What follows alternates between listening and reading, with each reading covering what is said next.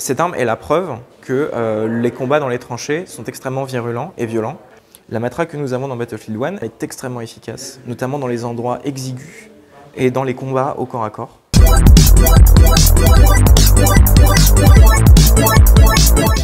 Bonjour, bienvenue dans Culture Pop, la série qui analyse les armes et armures du musée de l'armée utilisées dans les jeux vidéo et le cinéma.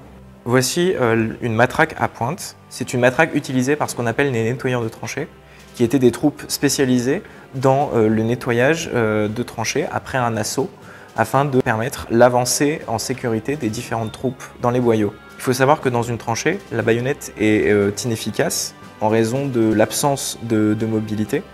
Et donc, très vite, on commence à créer des armes contendantes qui sont beaucoup plus efficaces et utilisables dans des endroits exigus. Il faut savoir que dans Battlefield 1 aussi, il existe des armes contendantes afin de se battre au corps à corps, et notamment cette matraque à pointe.